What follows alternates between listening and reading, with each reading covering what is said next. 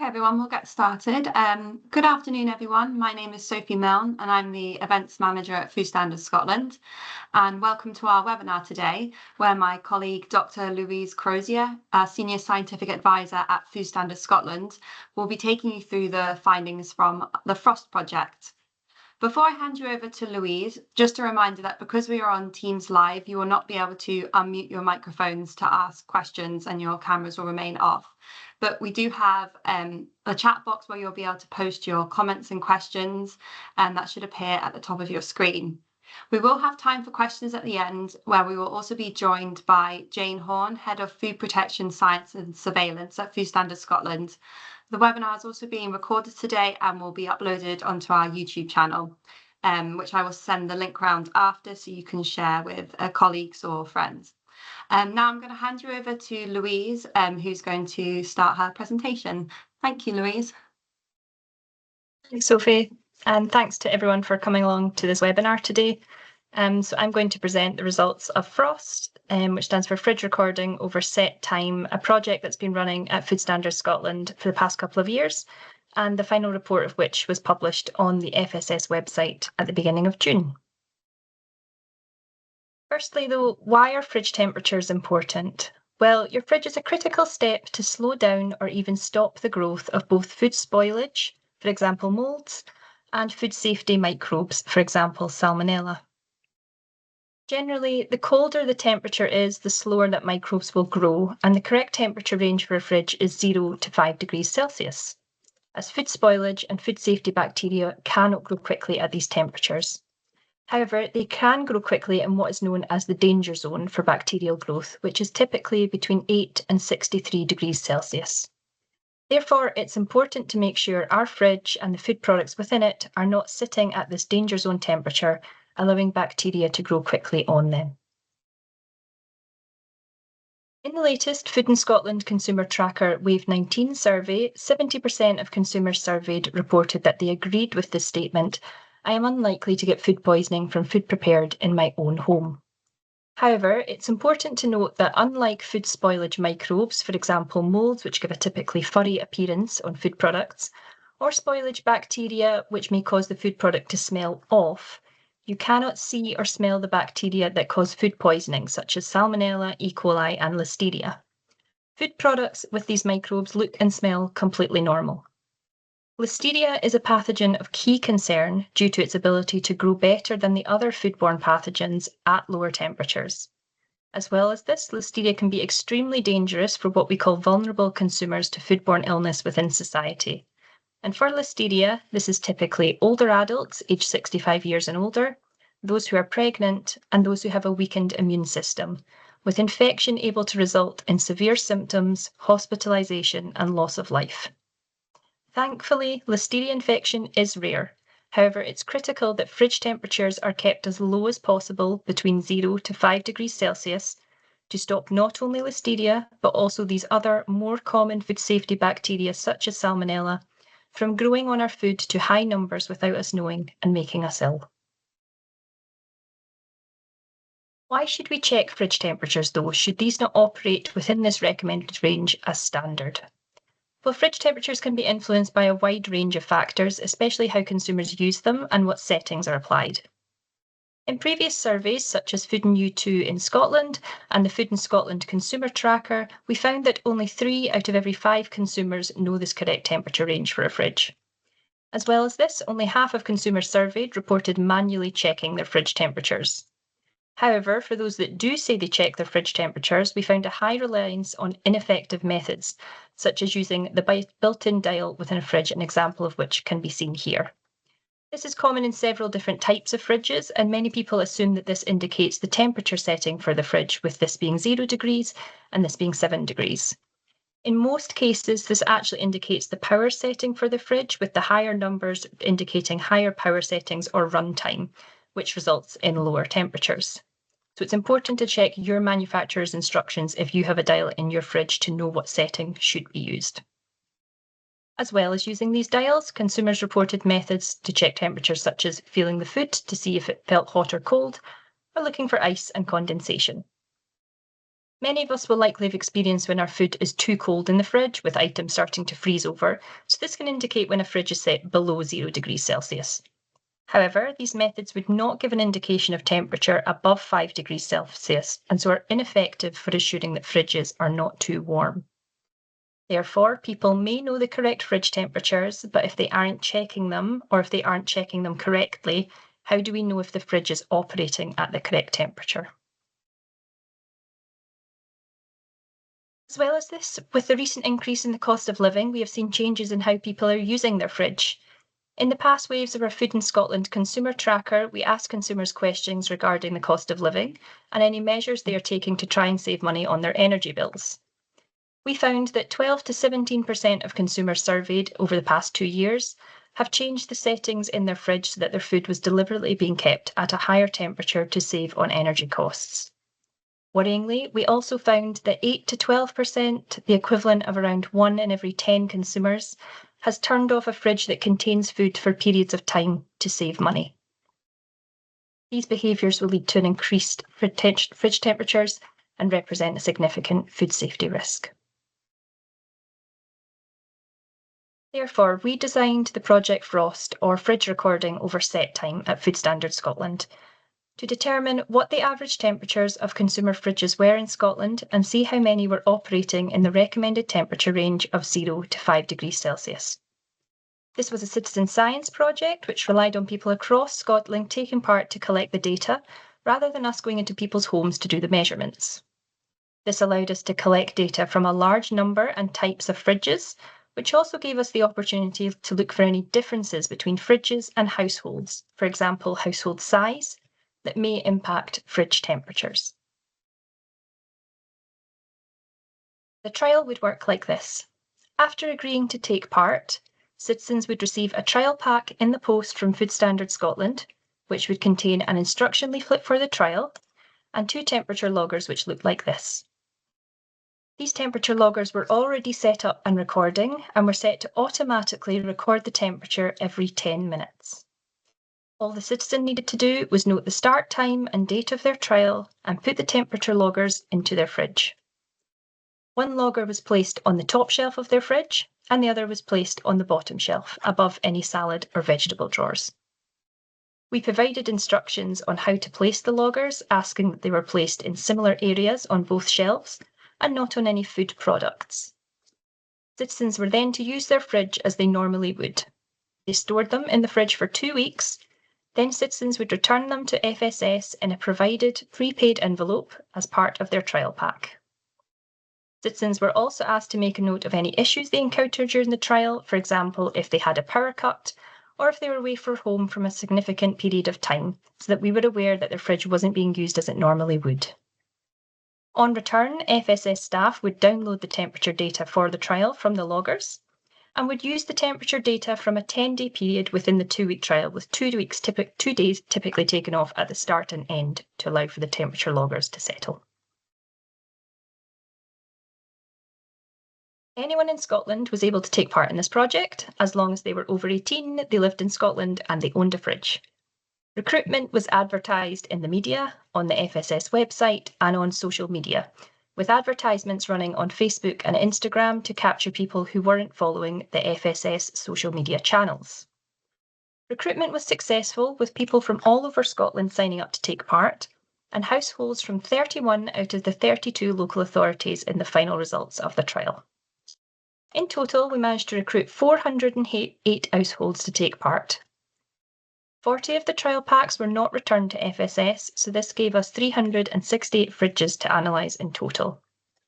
7 of these fridges had to be removed from the trial due to errors either with the logger placement, with some citizens noting that the logger had been placed in the freezer, or they'd moved the logger around the fridge during the trial, or an issue with the trial itself, for example, due to a fridge breakdown or power failure during the trial for a significant period of time. In the end, this gave us 361 packs that we were able to use for the final analysis of Frost. During the sign-up to take part in Frost, citizens were asked to complete a short questionnaire with questions on their household and their fridge. We asked how many people were typically resident in the household to see if those with larger households that presumably would be using their fridge more often would result in different fridge temperatures to those with smaller households. We also asked the ages of those who resided in the household. This allowed us to look for those houses with young children or with older adults.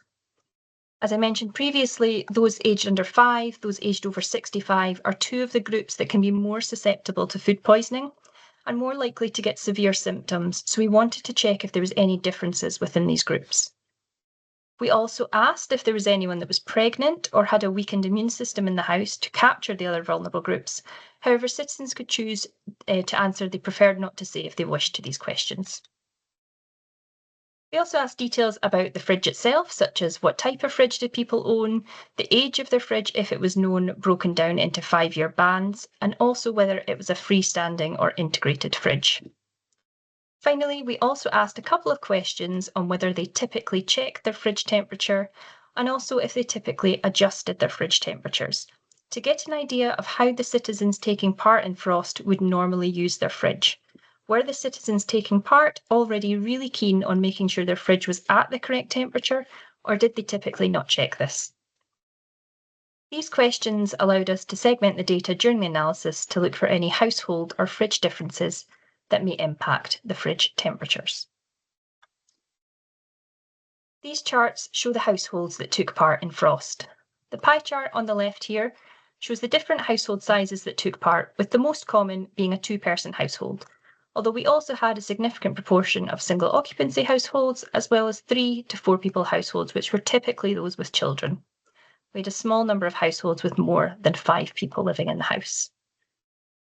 The graph on the right shows the ages of all the residents present in the house that took part in Frost. The most common age groups were those aged 31 to 64 years old, but we also had a good proportion of houses with young children, older children to teenagers, and on the other side we had households with older adults aged both 65 and above and 75 years and above. After citizens had took part in Frost and returned the temperature loggers to us, we would download the data at FSS and generate a graph of their individual fridge results. This was then emailed to the citizens along with some tips on making sure your fridge is operating within the correct temperature range. An example of the graph a citizen would receive is shown on the slide here.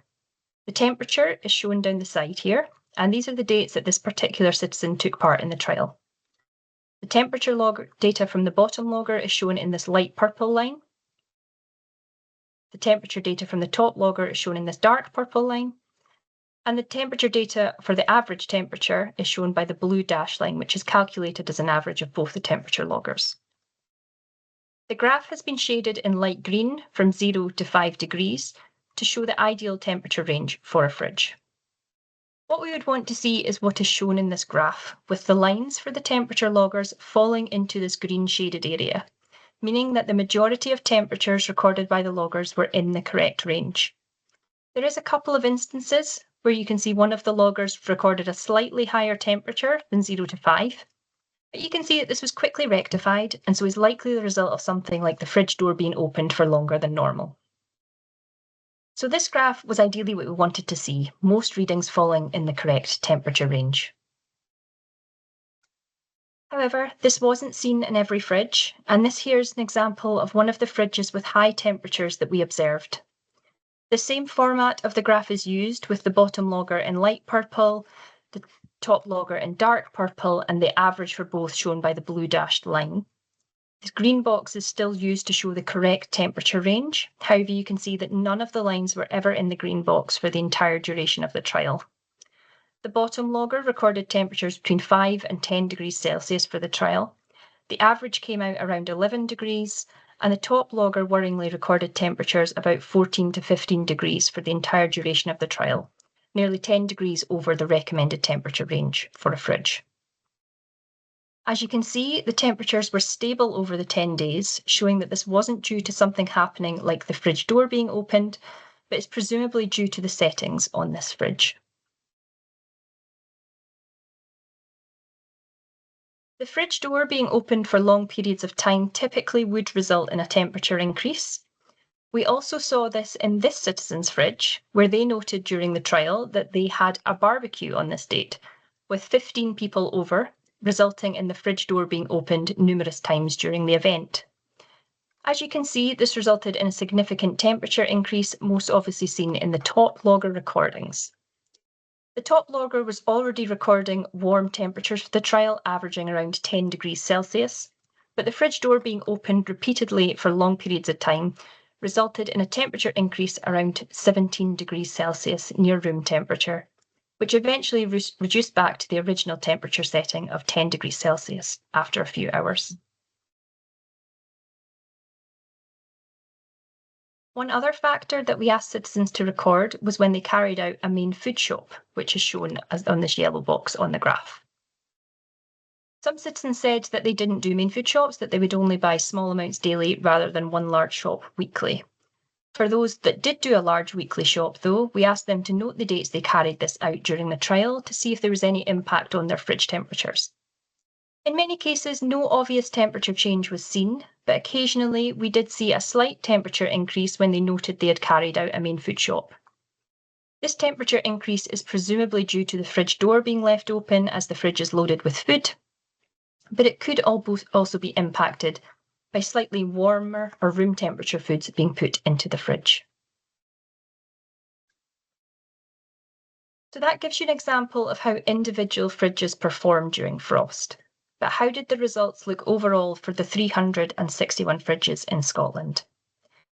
Well, the average temperature for the entire trial in Scotland overall was 5.17 degrees Celsius, just over the recommended temperature range for a fridge. However, this graph shows the average temperature for each of these 361 fridges to show where they fell, and you can see that there's quite a spread. This shows the average temperature, and this shows the number of fridges at this value.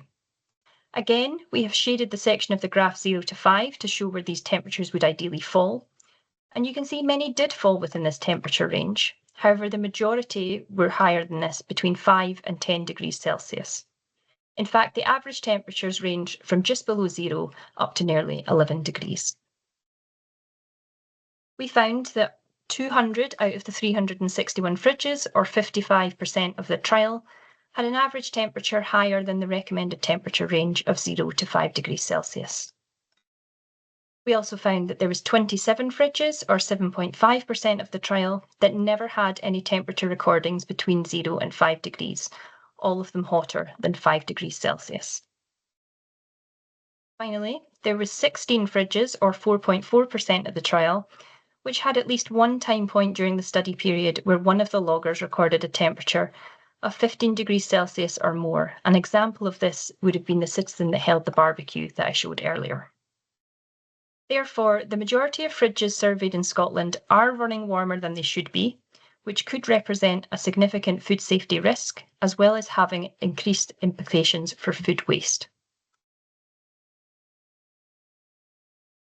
As I mentioned, citizens stored 2 temperature loggers in their fridge, one on the top shelf and one on the bottom shelf. So how did these temperature readings vary? Well, the top logger was found to record higher temperatures than the bottom temperature loggers. This was as expected, as previous studies worldwide have found that within a fridge, typically the warmest areas are the top of the fridge and the fridge door. In our study, the top averaged 5.89 degrees Celsius, nearly 6 degrees, whereas the bottom was colder, averaging 4.45 degrees Celsius. This graph is set up the same as the previous slide. However, the data is now split to show the average temperatures for the bottom logger in dark purple and the top logger in blue. The bottom logger was more likely to fall in this correct temperature range of 0 to 5, whereas the top logger typically recorded temperatures between 5 and 10 degrees, although we had several fridges that recorded average temperatures between 10 and 15 degrees. Therefore, even though the average temperature was not too far over the recommended temperature range of 0 to 5 degrees Celsius, you can see that there was a wide range of average temperatures recorded across frost, including for the bottom and the top, with the top having significantly higher temperatures than the bottom. So why are some fridges running colder than others? We asked citizens questions about the fridges itself to determine if there were any differences due to the fridge or if it's more likely about how citizens are using it.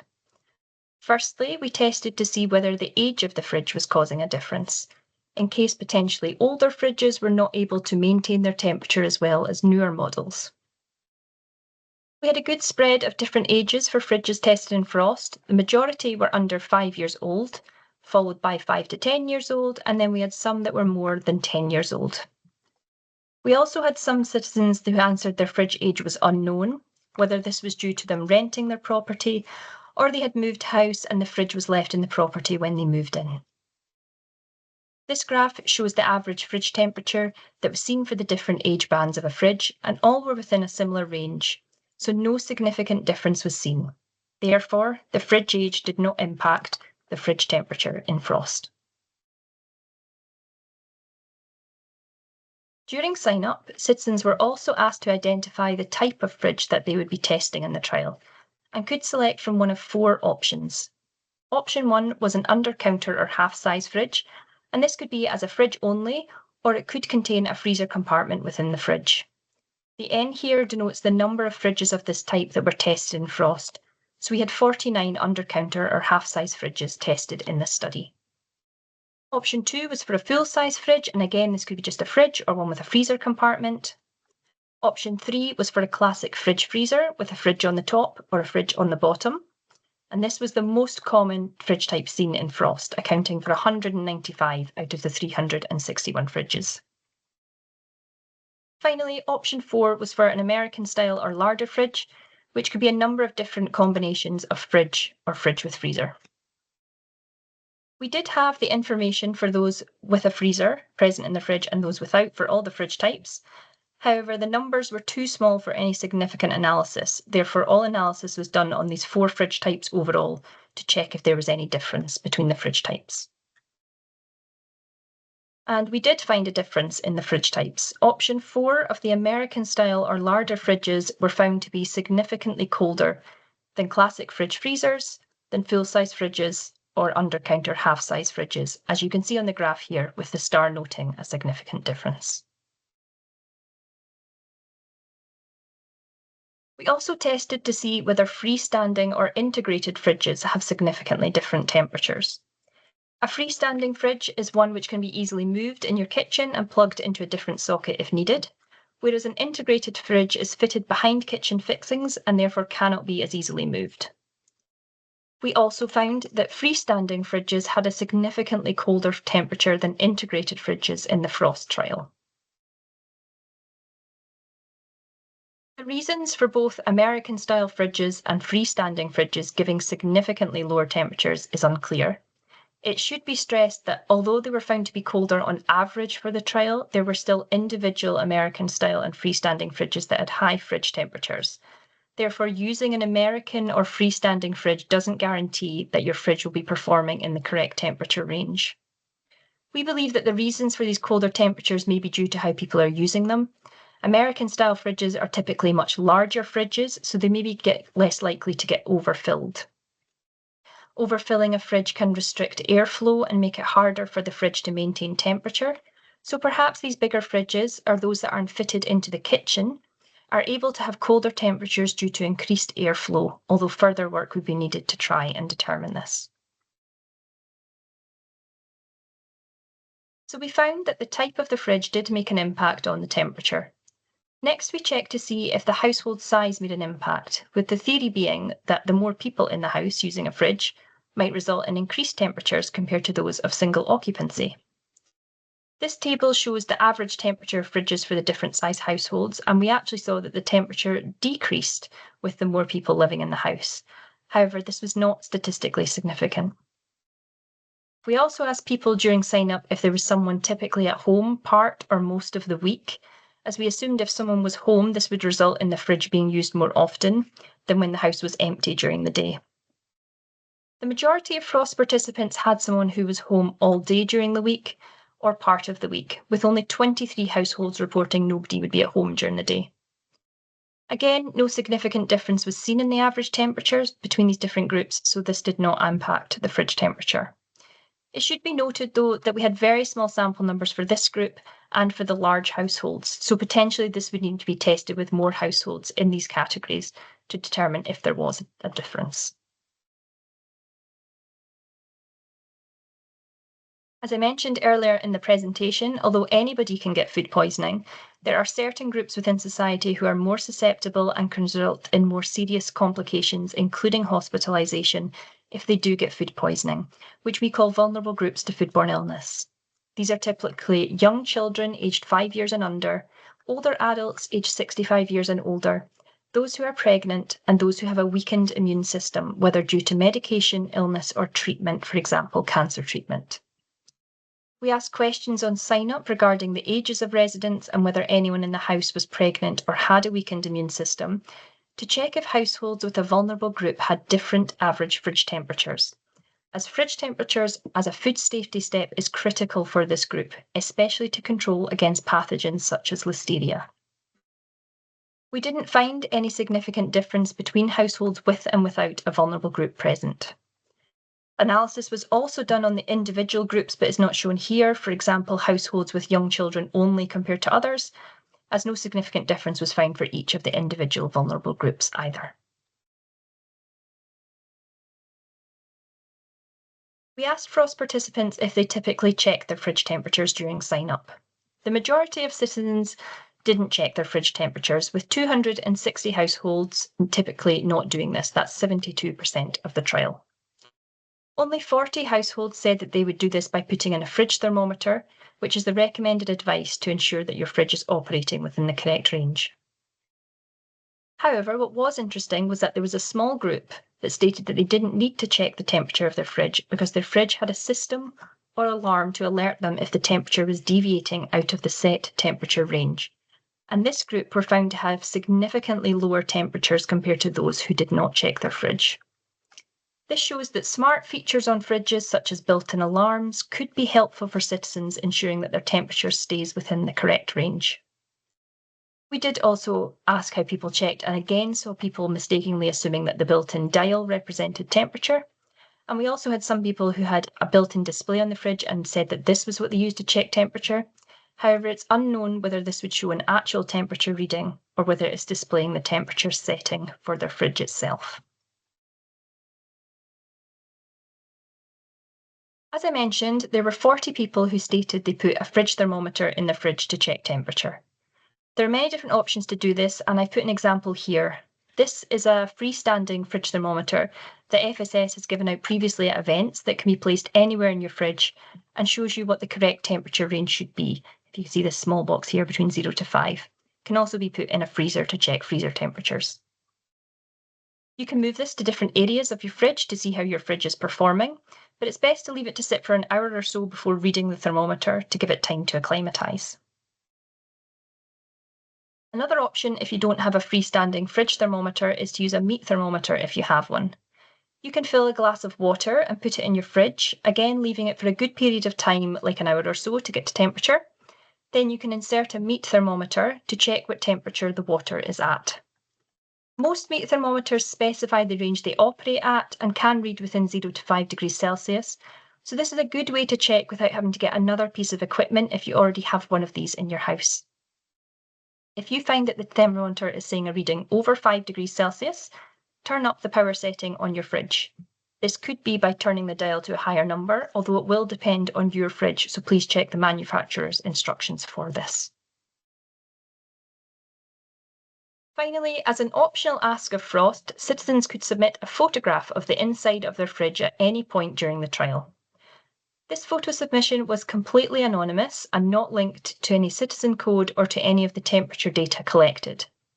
As it represented a single point in time, we only used the photographs to understand how citizens were using their fridge, specifically regarding what food types they were typically storing in the top or warmer area of the fridge, where they were storing high-risk products such as raw meat, and if there were any other food safety issues of note regarding fridge use. For example, overfilling of the fridge, as you can see in this photograph here.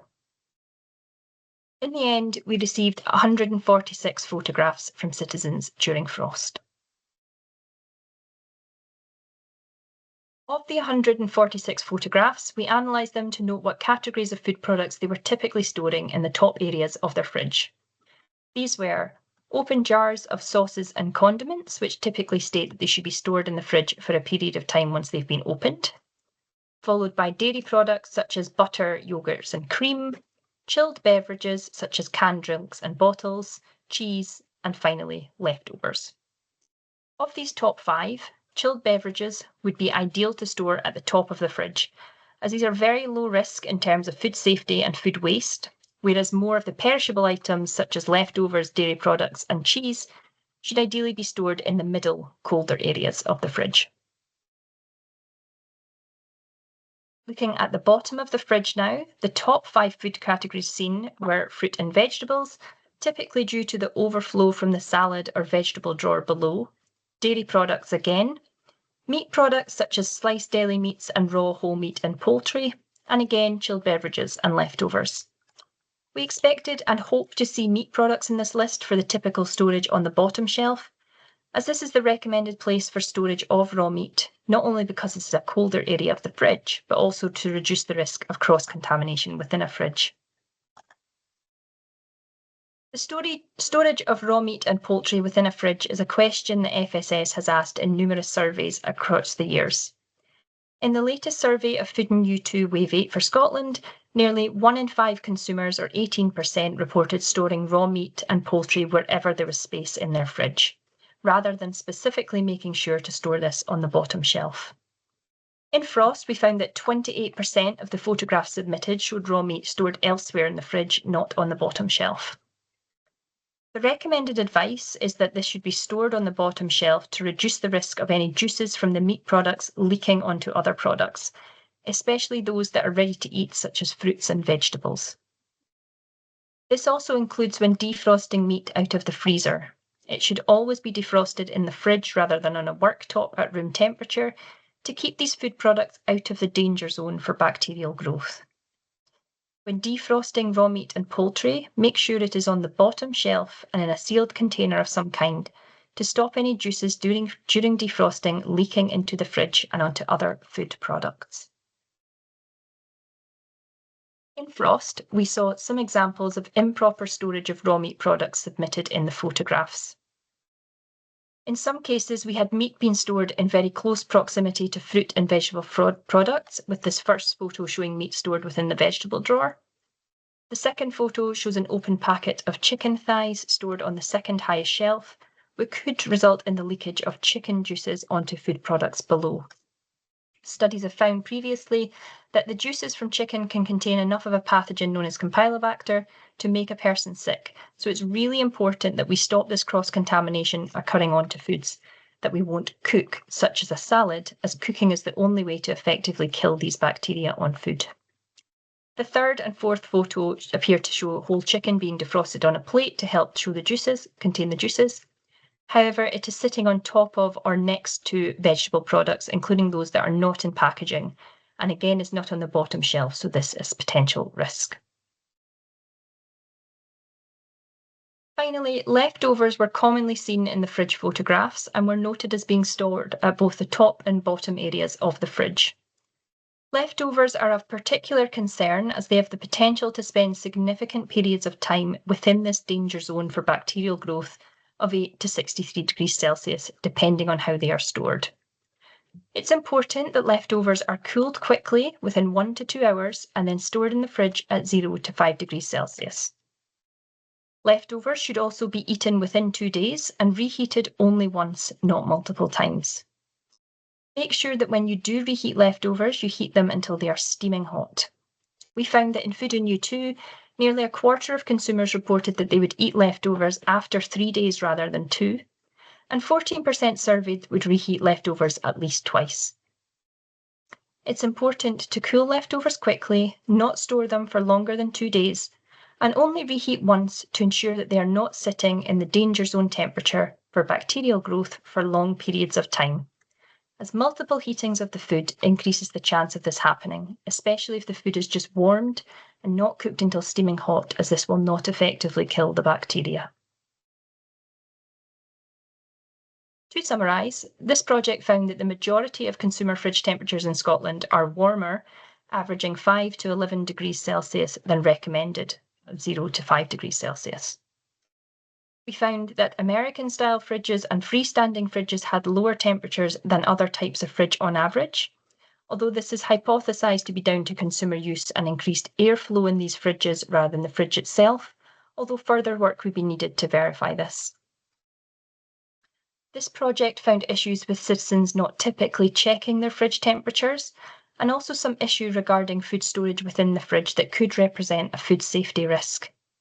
Therefore, more work is needed to raise awareness with consumers in Scotland regarding the importance of checking your fridge temperature, ensuring it is operating within the correct range, not overfilling a fridge if possible, and also on the storage of food products to reduce risk.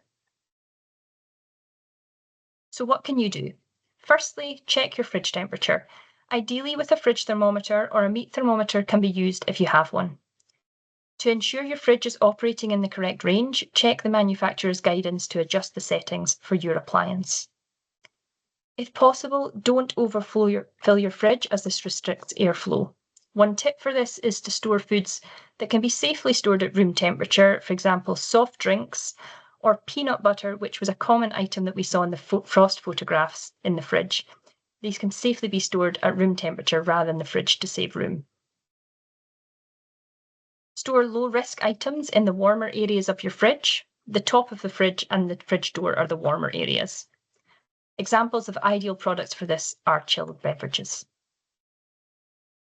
If you have leftovers, make sure you cool these quickly within 1 to 2 hours and use them within 2 days. Avoid keeping them in the danger zone by reheating them only once. Store raw meat on the bottom shelf away from ready-to-eat foods to help avoid cross-contamination. And defrost food products in the fridge not at room temperature to keep them out of the danger zone. And when defrosting meat, poultry and fish, keep them covered or in a sealed container to stop the juices dripping onto other foods. That has come to the end of the presentation, so I just wanted to take this opportunity to acknowledge that this project was a team effort with lots of input from members of the Food Standards Scotland Science Division, especially for the data collection and analysis, and as well to the communication and marketing team in FSS who did an incredible amount of work behind the scenes on recruitment, messaging regarding the project and questionnaires, and continue to help with getting the message out to consumers across Scotland. I'd also like to say a huge thank you to all of the households who signed up and took time out of their day to take part in Frost. Your effort has been incredibly helpful in shaping food safety advice and further research. Finally, thank you to everyone for listening to this webinar. If you want to get in touch with us about Frost, I've put the email address on the screen, so please feel free to contact us, and my colleague Jane and I are happy to take any questions that you may have just now. Thank you. Thank you, Louise. That was really interesting. It's definitely made me think about my fridge, my integrated fridge, especially the dial as well. Yeah, that was very interesting. Something I'm going to go in and have a look at after this. Right, so we're going to move on to the Q&A. So we've had a few questions coming in, but please post your questions now, and it'll be Louise and Jane Horn who'll be answering questions for you. So the first one in is, as enforcement officers, should we be recommending that manufacturers take these results into account when performing shelf life determination?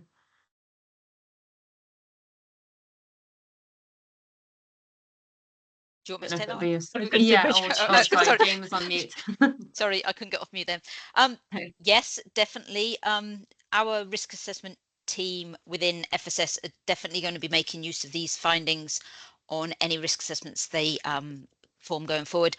It's always a big challenge knowing what happens when a food product leaves the supermarket. Obviously, manufacturers know how they can control temperatures in their supermarkets, in their retail, in their production. It's what happens when it leaves that controlled environment, I suppose, rather into consumer's house. A lot of manufacturers probably assume people have a fridge of 0 to 5. Sometimes they may think up to 8, give that little bit of leeway. But from our study, we have clearly found that there's some scary fridges out there in a sense that aren't really being controlled. I think the worst case there you were showing a minute ago, Louise, was up to about 15. We were seeing at times that someone's top logger was, in effect, it's not probably much difference in some people's houses in the winter when the heating's not on. So is it really functioning as a fridge? So from our side, we probably need to be raising awareness, educating people about that importance of checking their fridge temperature to make sure it is a 0 to 5. And at the same time, we need to be passing this on potentially to, as you say, manufacturers when they're thinking about their shelf life determination of, is 0 to 5 the best temperature really for them to be considering when they're modelling and determining their shelf life. There is a lot of abuse potentially out there of temperature. So yes, any help from the enforcement community and using these findings would be great as well. I suppose it would be good to know what will FSS be doing with these findings? Like, what are the next steps for this, Louise? So we've got several different areas that we're going to take this work forward. Because one of the main findings we found that is people don't typically check their fridge temperatures, we're going to do quite a lot of work on trying to get this message out to consumers, encouraging people to check that their fridge is working in the correct range. We're also going to do some work on messaging regarding the placement of food products within the fridge, ideally which ones should be stored that are low risk in the warmer areas compared to the colder areas of the fridge. We've got 2 other pieces of work as well that are linked to this project. So the first is looking at vulnerable groups, so those people that are more susceptible to food poisoning. So we're going to be reaching out to these different groups over the next couple of years through different routes for things like healthcare, charities and consumers themselves to try and make sure we get the key food safety advice out to this group, one of which will be around fridge temperatures. And we also have a project working specifically on listeria to identify the foods of highest risk for listeria. And again, this is going to tie into that messaging regarding the placement of foods within the fridge to make sure we've got the latest evidence for the high risk foods. Thank you. Did you see people storing breads in the fridge? Do you recommend to keep bread in the fridge? We didn't really see a huge amount of bread being stored in the fridge. This was occasionally it. You can store it in the fridge, but it's one of these products that doesn't need to be stored in the fridge. So again, if you want to save space, it's probably best not to. People can do this to help extend the shelf life of it because there's not really a food safety risk from bread. It is more about food spoilage. Your bread will typically go moldy before it is of any risk. But again, it's all to do with space in your fridge. Is there a recommendation of which fridge thermometers should be used? Or are there ones you can buy from, all the ones you can buy from retailers, are they fine? Yeah, there's loads of different types and they all do the same thing. You don't need to spend a huge amount of money. There's little simple ones that you can buy that are very similar to the ones that we have with the Food Standards Scotland branding. They will all do the exact same thing. You don't need to buy a specific model. As long as it's a thermometer, it'll work. Another question saying, in France, there is a regulation imposed to fridge manufacturers to indicate in the fridge the coldest zone. Do we have that regulation in Scotland? Not that I'm aware of. No, me neither. That we have that. We have been working with some researchers and other partners looking currently at fridge design, a small project really looking at how we can enable consumers probably to make the right placement of products in their fridges. For instance, I think a lot of people actually, I think from our photos showed it, people use the fridge door to put their milk into it.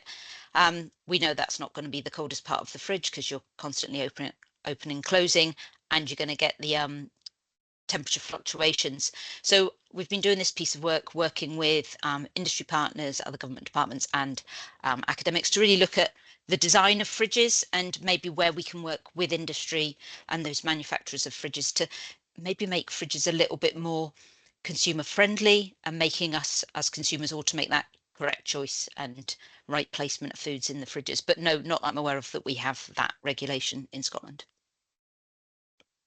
That's a good point though, because you probably get so used to just putting things in your fridge where you always have, or maybe where your parents did, and then it's probably quite hard making that change or knowing, where things should actually go. Another question, with regards to positioning of items in the fridge, it is often the case that drawers for salad are at the bottom with manufacturers labeling the drawers. Could they be encouraged to change how areas in the fridge are labeled? I suppose that's kind of what you were saying, Jane. Yep, definitely. That is something to look about where they're placed. I suppose a lot of them seem to be sealed. I think they're also meant to be about the humidity and the temperature, and obviously to reduce food wastage as well. But yeah, are they the best place? I have seen more fridges these days that they are at the top.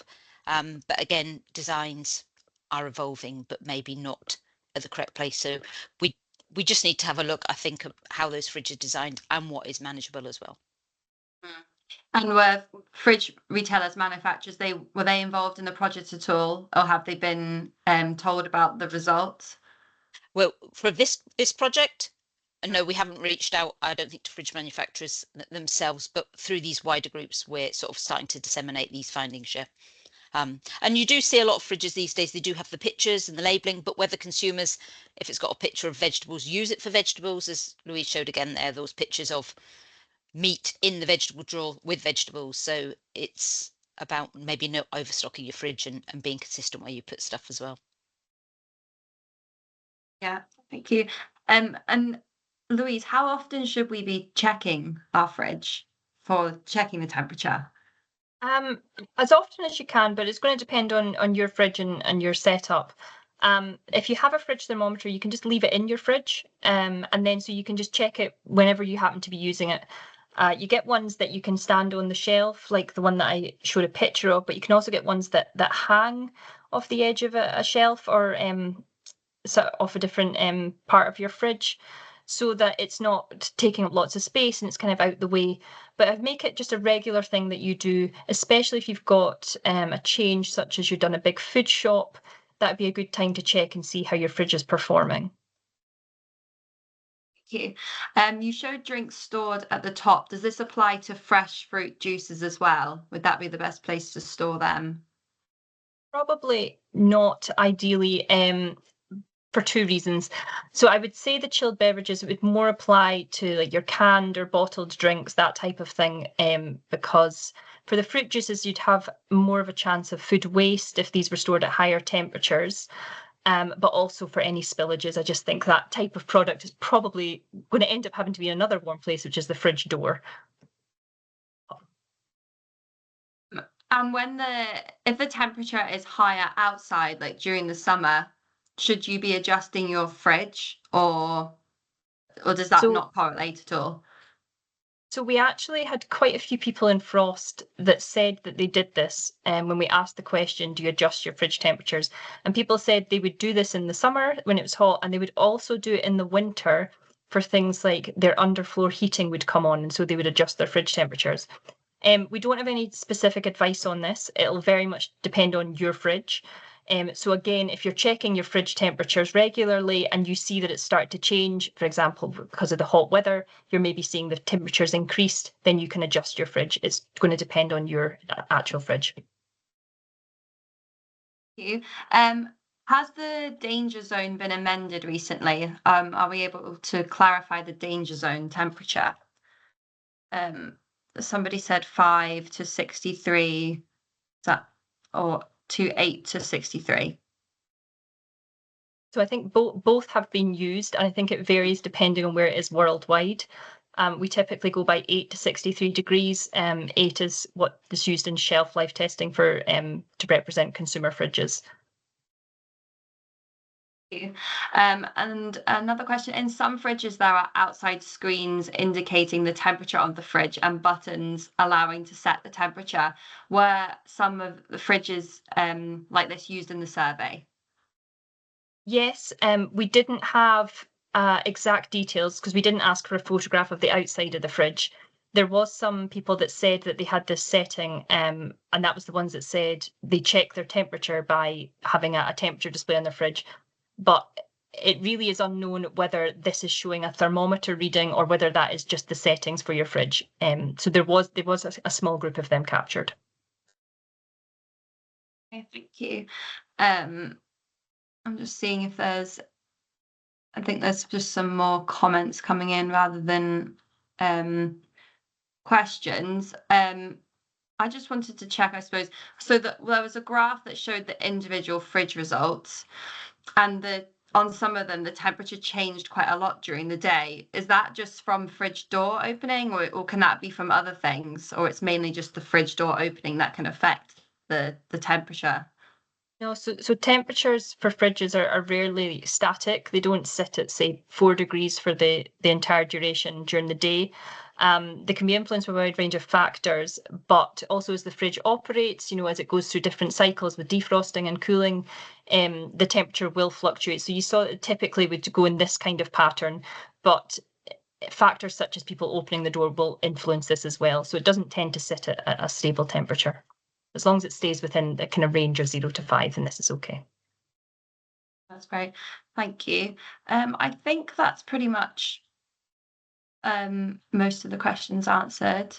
Yeah, so I think we'll end it there, because I think that's pretty much all the questions answered, unless anybody has any more just this second. But I think that's it. So thank you so much, Louise, for that presentation. It was really, really very interesting. And thank you, Jane, as well. This has been recorded, so we will upload it onto YouTube, and I can send around the link. And if you had colleagues who weren't able to attend, then you can forward it on to them. So thank you very much, everybody, and enjoy the rest of your afternoon.